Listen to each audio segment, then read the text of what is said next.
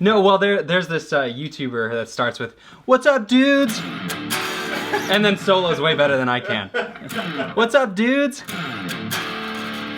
Yeah, that guy's awesome. So anyway, welcome back to the second channel.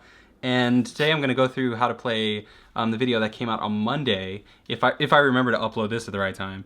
The video that came up on Monday, the all 16th notes song. And I'm going to go through the main riff and maybe a bit more if we don't go too much over time. Even on the second channel, I don't want to release too much trash into the internet. But yeah, so let's get started on the riff. Actually, what's interesting about this riff is that it's super, super old. So that, as well as playing it, you know, up here, was the basis for a song I made when I was like 12 or 13 or something. And it was at a time where I think I just found Slayer, and I was trying to learn a war ensemble. And I really wanted to be able to tremolo pick that fast, and I couldn't do it. And I remember learning this riff, trying to get better at tremolo picking, and I would be like, and then at that point, that was as far as I could go into the riff before I would get too tired to move on. So it's been sitting around for a really, really long time, and I remember trying to pitch it to bands in high school, and they're like, this is too metal, Rob. We don't play metal in Squirrel in a Spacesuit, or Crepe was the other band I was in at the time. But so anyway, and I guess I should talk about my setup. I'm just playing through just some built-in default amp sim in my recording software. Though it doesn't sound too bad. The way I record these tunes is I will use just all the built-in amp settings into this. It's nothing fancy at all, and then what actually ends up on the recording is fancy fancy stuff. So I record it. I just get all the DIs. So I end up sending Fluff just the straight DI signal, just the signal straight from the guitar with no amps, no amp or signal chain or anything at all. And then he puts it through, you know, really nice gear, and mainly not just nice gear, but a fountain of knowledge that is Ryan Bruce, to make it sound really, really good. But here I just use built-in amp sims and stuff, and I don't know if this is real or not, but I kind of have this mentality that if I'm just using built-in, not the best amp sims, and if I can get that to sound good, then when it translates to better gear, you know, it will lift it up a bit. I'll be able to get a better performance if I'm fighting an uphill battle with the amp sim. So sometimes, I think it actually sounds pretty good right now. Yeah, I think it sounds pretty great. But this is one I dialed in recently. And usually I'll just, sometimes even purposely make it sound bad so that I have an uphill battle to wage while tracking.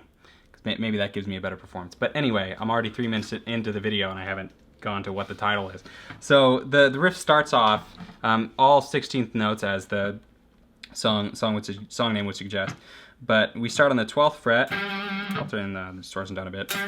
Start on the 12th fret on the A string, which this is actually tuned to D standard, so that is a G. But 12th fret on the A string there. And then we move up to the 13th fret on the low E. Again, low D. That same shape, like a G chord shape. So, and then move it over a half step, 11 to 12. And then those are doubled up when you play it with 16th notes. And then we go into kind of an interesting rhythm, and I feel what's cool about the riff is that you want to hear and when that translates into 16th notes, it's a little bit tricky, but what I'm imagining when I'm playing is just the without the 16th notes, just the rhythm. And then the next way the riff goes is back to that 12th fret on the A string. Just goes 12, 13, 12, just a half step up and down. And then back to the 13th, so.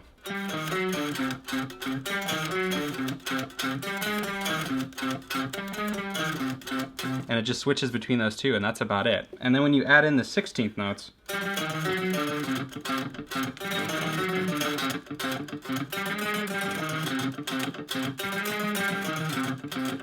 You get that cool rhythm there because your right hand is just going to continue playing 16th notes without stopping, and then those pauses, those rests, are just going to be a dead note. So I just put my other fingers on the string there, and then you get a cool, like, snarly dead note in there when you get it through distortion. Yeah, I'm messing it up because I haven't played it that slow in years.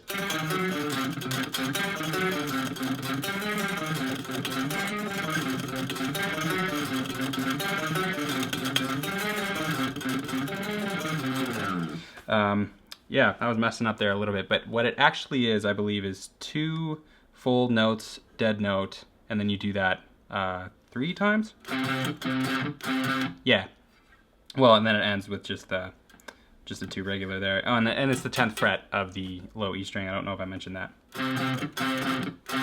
So that's going to take some practice, but you really want to get that muted note in there to be just as loud as the rest of them, and hopefully with the distortion it's real snarly.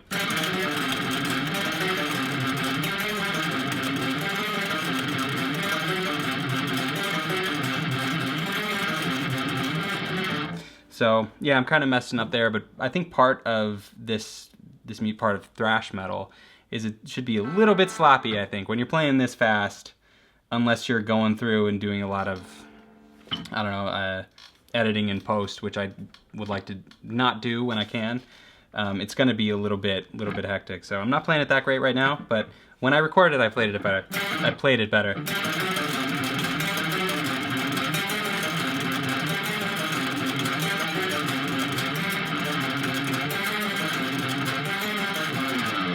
So yeah, that's it. Played. Whenever I do the lesson videos, I start playing a lot more poorly. And then at the end of that riff, when you get to that 10th fret, I just have it slide all the way down.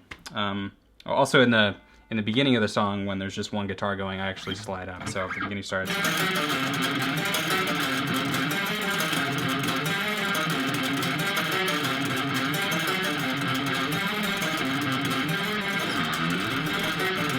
And then when everything's in.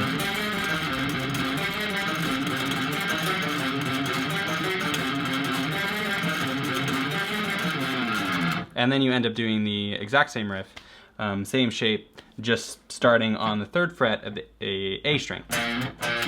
So yeah, it's just moving over, putting it in a different key, I guess. So you end up on the 1st fret of the low E there.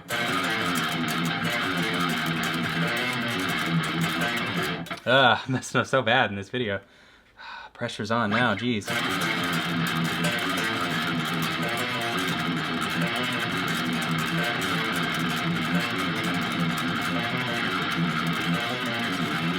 And then repeats back to this riff. And so I'm really trying to, for those dead notes, I'm trying to put my other 3 fingers down there to get a good, good loud dead note without it reinforcing the note that you don't want to be hearing. And then that is the main riff. Then later it goes on into, it switches between those 2. And then the next time we end up sliding down, we end up to just a different rhythm. Same start as before. I'm always looking into also the camera. Anyway. And then we just go into a different rhythm, which is just 4th fret, coming in every now and then, and just keep rocking on the 1st fret.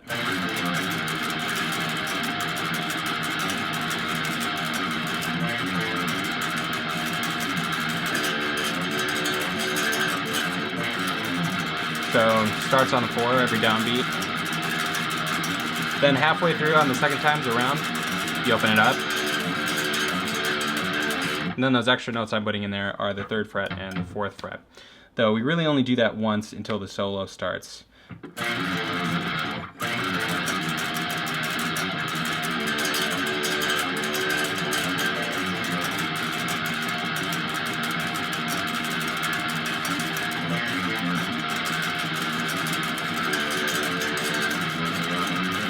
Then it's just kind of a silly chromatic thing.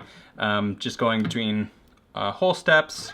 So we're at that, and then I still move from the 3rd fret, but to the 1st. Then I take that same shape and just move it up. and then we end up at the 5th fret. And then I'm not going to go into the solo, as would be a little bit too long, though that also is just chromatic. 2nd fret on the G string to the 5th fret, same type of deal there, and just moving up chromatic is the beginning of the solo.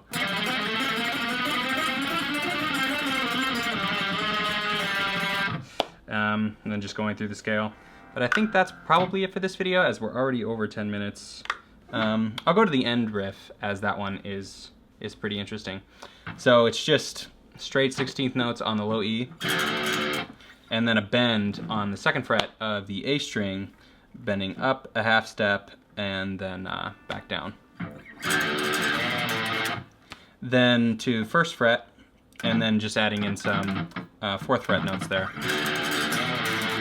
Or just one, actually. And it switches the other time around, so 1st, 4th, 4th, 3rd, 4th, 4th, 4th, 3rd, 4th, and drums pick up.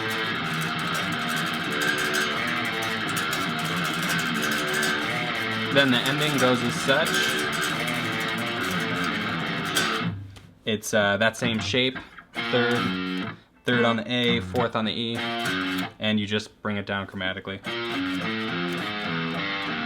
The ending is a little bit tricky because you go to the open string and you don't want the other strings to be vibrating, so.